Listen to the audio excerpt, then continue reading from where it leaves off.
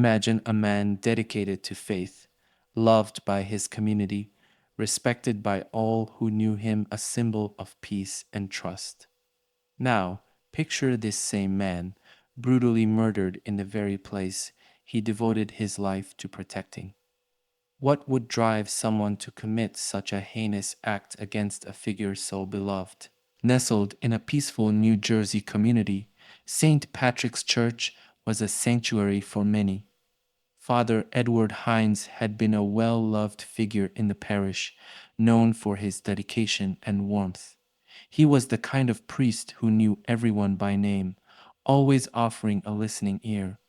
In a town where everyone seemed to know everyone, Father Hinds had become a pillar.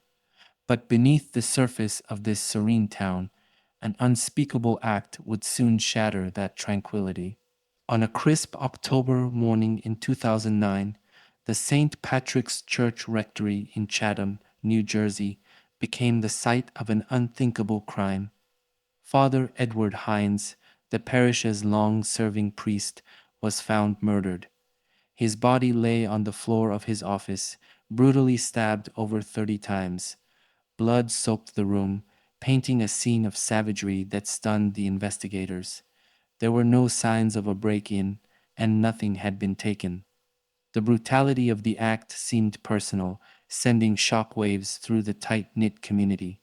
For the parishioners and residents of Chatham, the brutal murder of Father Edward Hinds was more than just a crime. It was a violation of their sense of security. Father Hinds had been a beacon of compassion and stability in the community, and the idea that someone would murder him so viciously seemed unimaginable. As the investigation unfolded, it quickly became clear that this was no random attack. Whoever had killed Father Hinds had done so with intent, and the truth behind this heinous act would soon point to someone shockingly close to his world. From the moment Father Hinds' body was discovered, investigators were thrown into a whirlwind of confusion. With no signs of forced entry and nothing missing from the rectory, robbery was quickly ruled out. Interviews with parishioners painted a picture of a man who was universally loved. Father Hinds had no known enemies, no scandals lurking in the shadows. He lived a life of quiet service, devoted entirely to his faith and his congregation. Days turned into weeks, and leads dried up.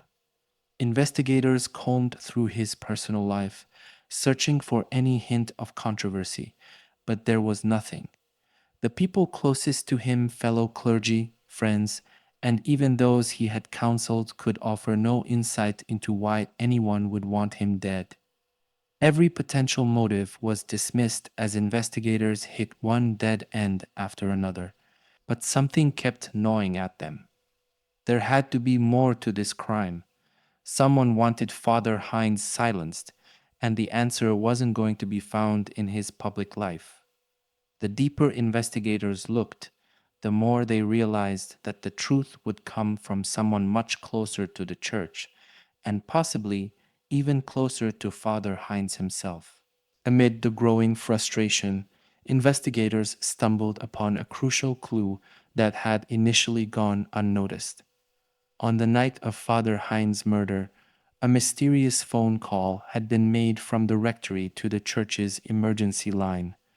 The call lasted only seconds, and no one had picked up on the other end. It was a desperate attempt for help that never reached anyone in time. This cryptic call suddenly shifted the focus of the investigation.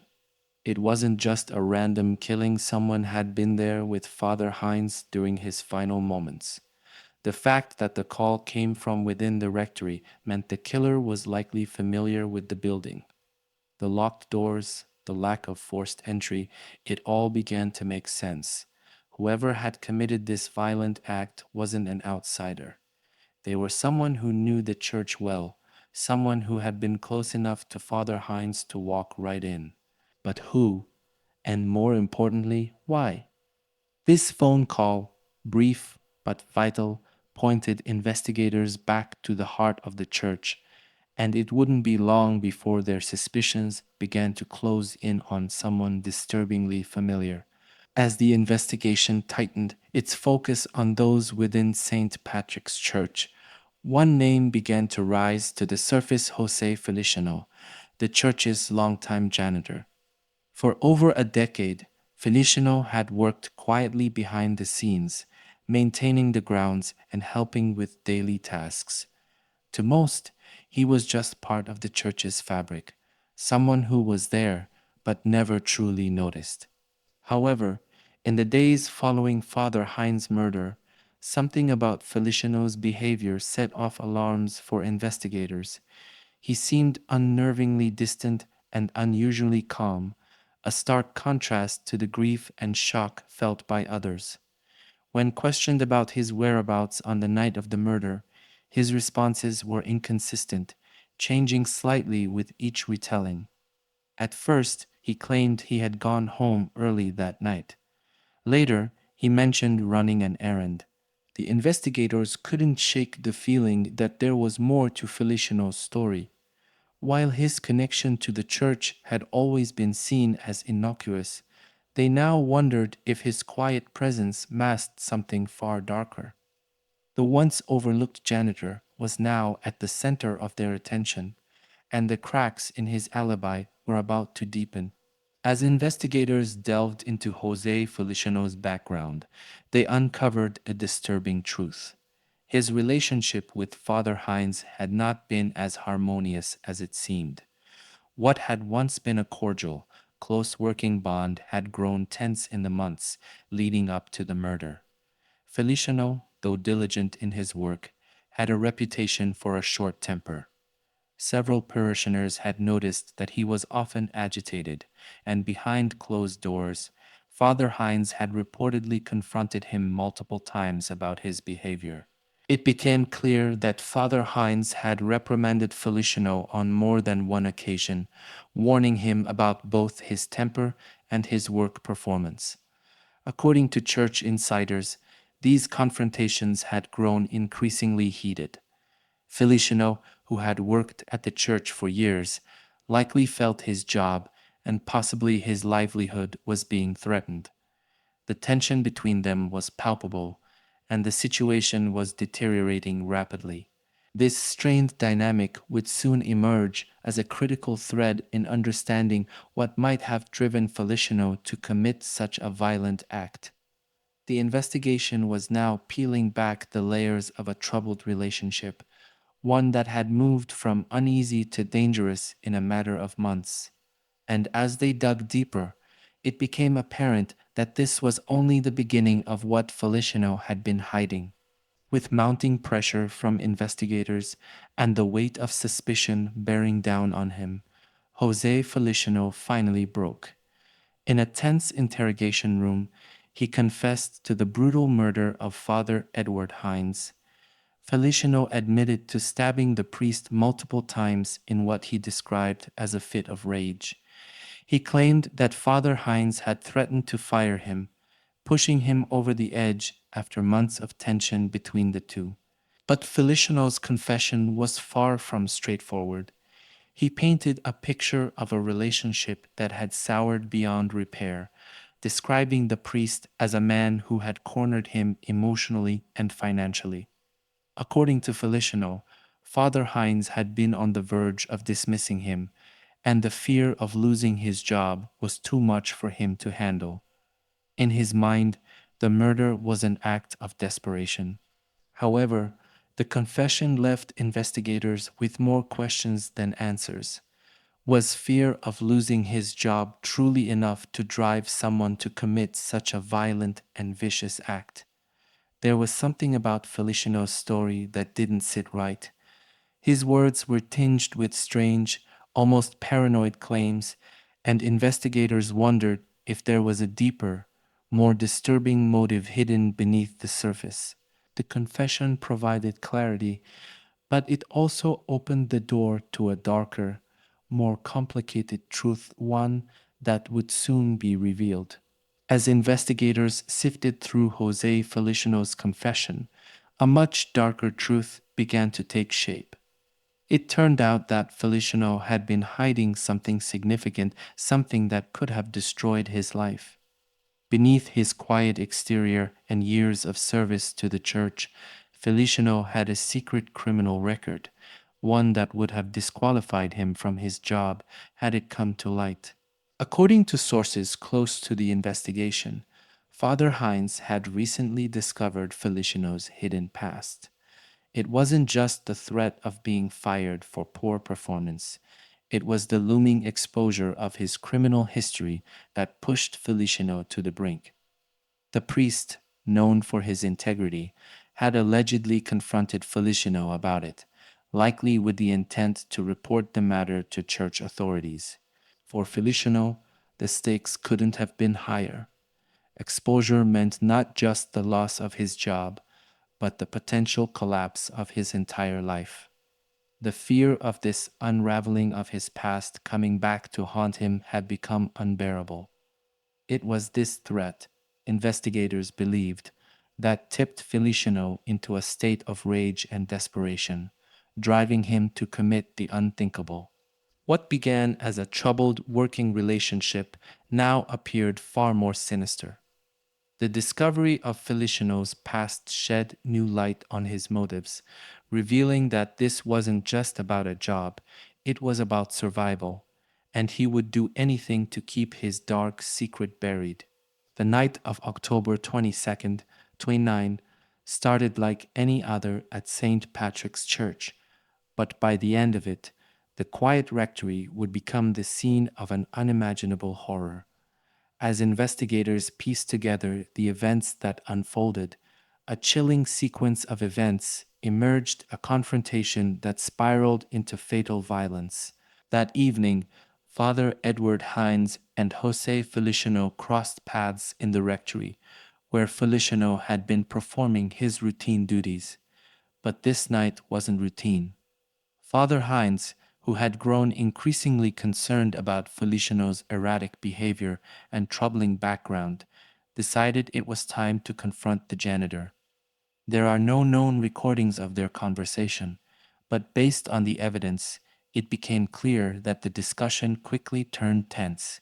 Father Hinds, known for his compassionate but firm nature, had likely intended to give Feliciano an ultimatum: address his past or face the consequences of dismissal.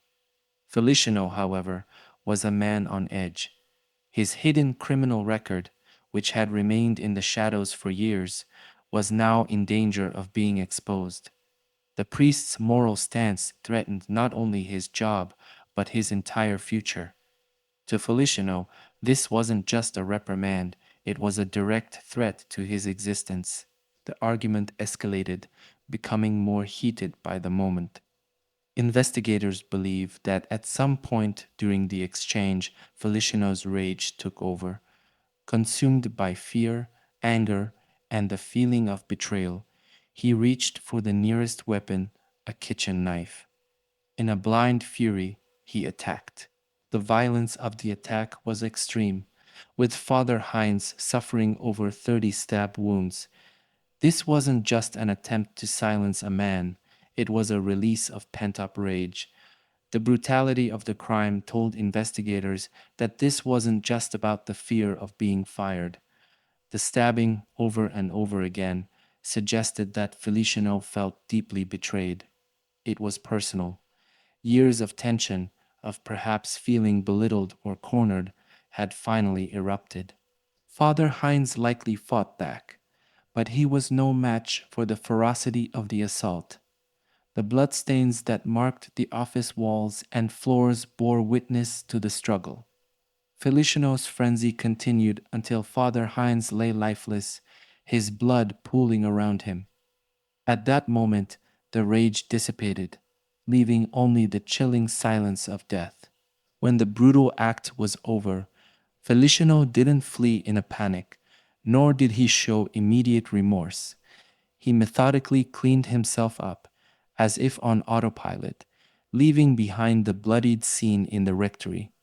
He locked the doors and slipped back into the night, perhaps hoping that the gruesome crime he had committed would somehow stay hidden.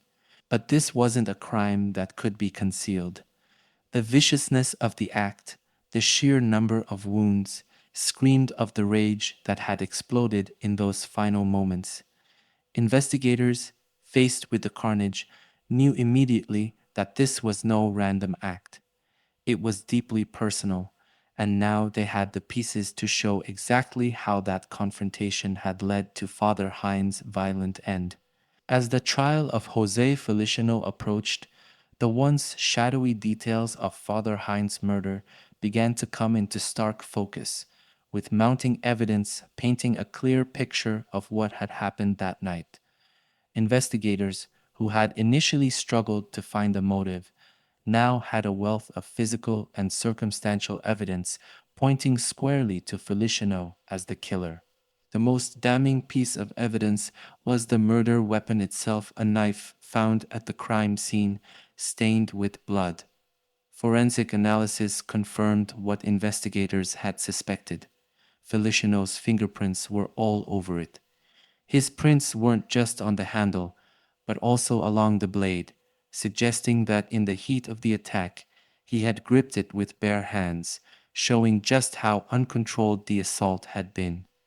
This alone placed him directly at the scene, but there was more. Forensic experts also confirmed that Feliciano had been in the rectory at the time of the murder.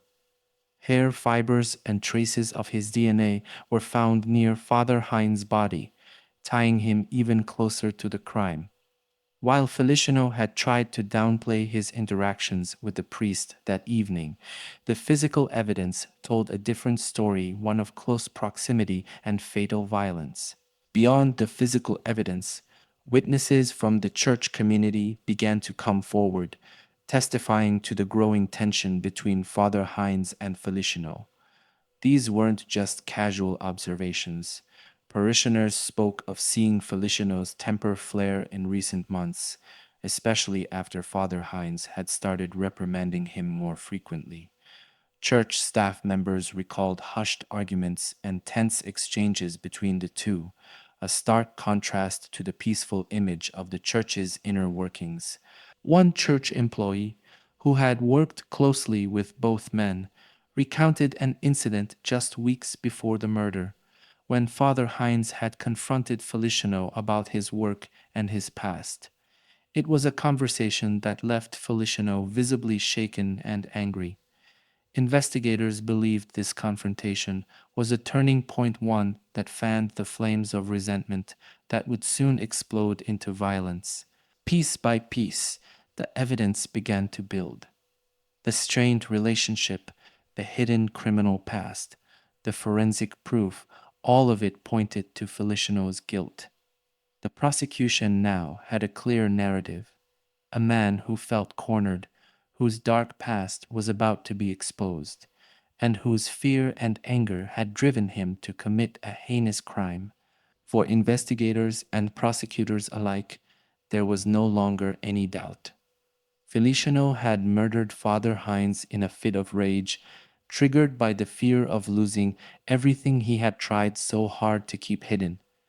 The trial would serve to put all of this evidence on full display, but in the eyes of those closest to the case, the conclusion was already inevitable. Jose Feliciano was guilty of the brutal murder of Father Edward Hinds. The trial of Jose Feliciano was not just a local event, it drew attention from across the nation.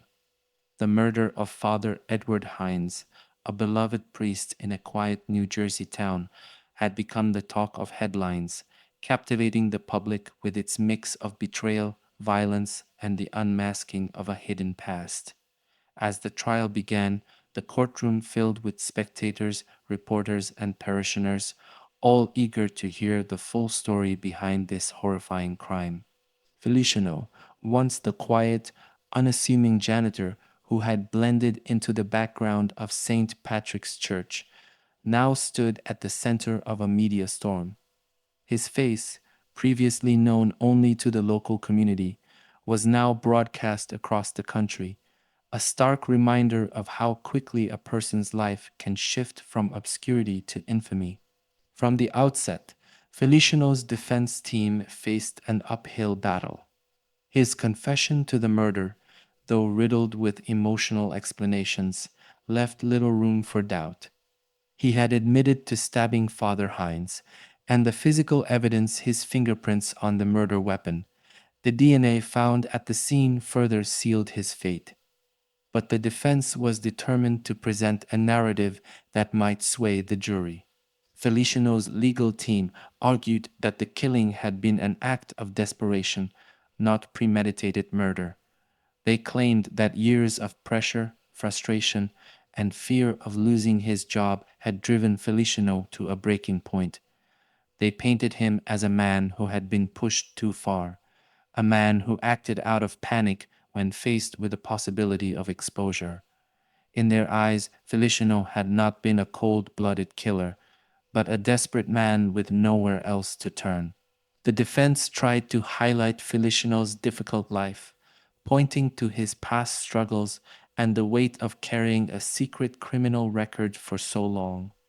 They argued that his entire livelihood had been at risk when Father Hinds discovered his past and threatened to report him. It was, according to the defense, an impulsive act of self-preservation, a tragic explosion of fear rather than calculated violence. But despite these claims, the prosecution painted a far more chilling picture of the events leading up to the murder. They argued that this was not just a crime of desperation, but one of simmering anger and betrayal. Feliciano had stabbed Father Hinds over 30 times, an act that spoke of uncontrollable rage rather than panic. The sheer brutality of the crime suggested that Feliciano had snapped, and there was no escaping the fact that his actions were fueled by more than just fear. The courtroom remained tense as each side made their case, but the overwhelming weight of evidence against Feliciano hung in the air. His confession, though wrapped in claims of desperation, was damning. The jurors sat in silence, listening to every detail as Feliciano's fate was slowly, methodically laid out before them. It wasn't just the murder of a priest that gripped the nation, it was the unthinkable reality that a man so trusted within the church had committed such a heinous act. As the trial wore on, it became clear that the story was about more than just a single crime. It was a tale of trust shattered, of secrets revealed, and of the dark side of human nature that sometimes lurks just beneath the surface. As the trial of Jose Feliciano continued, the courtroom was stunned when his defense team introduced a shocking and unexpected claim. In a move that no one had anticipated, Feliciano's lawyers suggested that the relationship between Feliciano and Father Hinds had been far more complicated than anyone initially realized. They insinuated that there had been inappropriate behavior between the priest and the janitor, subtly hinting at misconduct that, according to them, had driven Feliciano to his breaking point. The suggestion that Father Hinds, a respected and beloved figure in the church community, could have been involved in inappropriate conduct sent shockwaves through the courtroom. It was an explosive allegation designed to recast Feliciano not as a murderer motivated by fear and anger, but as a victim of a complex and damaging relationship. However, despite the boldness of these claims, no evidence was ever brought forward to substantiate them. The defense offered no witnesses, no documentation, and no corroborating testimony to back up their insinuations.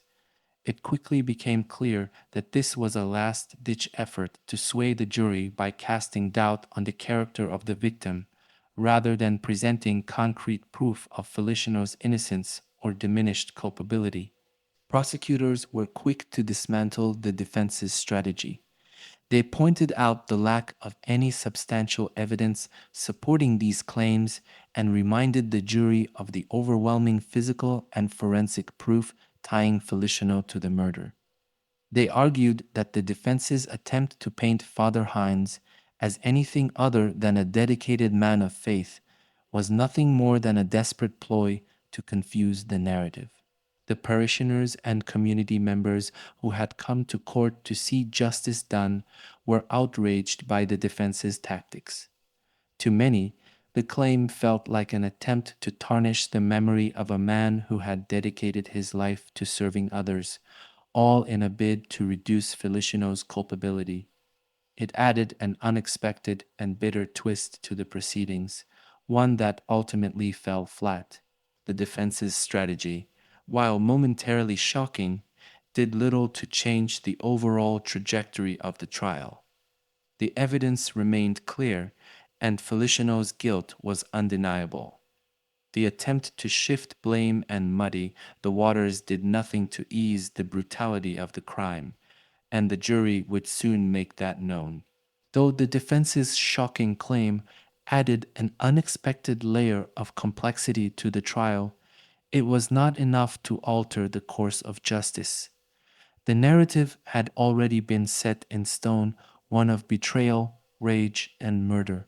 After weeks of tense testimony, conflicting claims, and harrowing evidence, the moment of truth finally arrived. The jury, having heard every detail of the tragic case, retreated to deliberate. It didn't take long. The evidence against Jose Feliciano was overwhelming, from the brutal number of stab wounds to the clear presence of his fingerprints on the murder weapon, and his own confession, albeit muddled with claims of desperation and fear. When the jury returned, the courtroom fell silent. Every eye was fixed on the foreperson as they read the verdict, guilty of first-degree murder. Jose Feliciano had been convicted of the brutal killing of Father Edward Hinds. There was little doubt in anyone's mind that justice had been served. Yet a shadow lingered over the proceedings, an uneasy feeling that not everything had been fully revealed. Though the jury had spoken, lingering questions remained. Was this truly a case of a strained working relationship spiraling out of control, or was there something deeper, more sinister between Feliciano and Father Hinds? The defense's shocking allegations, though unsubstantiated, had planted seeds of doubt. Had Feliciano acted out of sheer desperation to protect his secret criminal past, or were there darker elements to their relationship that would never see the light of day? For the parishioners of St. Patrick's Church, the verdict brought a sense of closure, but it was a closure that felt incomplete. While the court had delivered justice for Father Hinds, the nature of the crime left an unsettling mark. Feliciano would spend the rest of his life behind bars, but the full truth of what had transpired between the two men would remain locked in the shadows, a mystery that no trial could fully unravel. The case of Father Edward Hinds' murder was over, but it left behind more than just a guilty verdict. It left behind whispers of unanswered questions, lingering doubts about what truly happened in the quiet halls of St. Patrick's Church on that fateful night. Even with Jose Feliciano behind bars, sentenced for the brutal murder of Father Edward Hinds, the case continues to cast a long, haunting shadow over those who knew the priest and the quiet community he served. Though the trial had provided a clear legal conclusion, it left behind an unsettling sense of unfinished business. The brutal nature of the attack, over 30 stab wounds inflicted in a frenzy of rage, spoke of emotions far more complex than mere fear of exposure. The mysterious claims made by Feliciano's defense team, though never proven, have lingered in the minds of many. Was there more to the relationship between Feliciano and Father Hinds than the church or the courtroom had revealed? Could there have been deeper, darker motives simmering beneath the surface, something more sinister than fear of losing a job or facing exposure of a criminal past? For the parishioners of St. Patrick's, the sense of loss is compounded by the lingering questions. Father Hinds, a man once seen as a beacon of faith and comfort, had his life taken in the most violent of ways. The community, once so tightly knit, is left grappling with the horror of the crime, and the nagging suspicion that they may never fully understand what truly drove Feliciano to such violence. The case may be legally closed, but the story remains open ended. The unanswered questions what truly happened behind the walls of the rectory. What unspoken truths might have died with Father Hinds leave room for endless speculation? Was it simply the fear of exposure that led Feliciano to kill, or was there a more complex web of emotion and power at play? In the end, the murder of Father Edward Hinds stands as a tragic reminder of how little we sometimes know about the people closest to us. Though justice was served in the courtroom, the tragedy of what happened that night in the rectory will forever remain shrouded in doubt, leaving those left behind to wonder what secrets might have died with both the victim and his killer.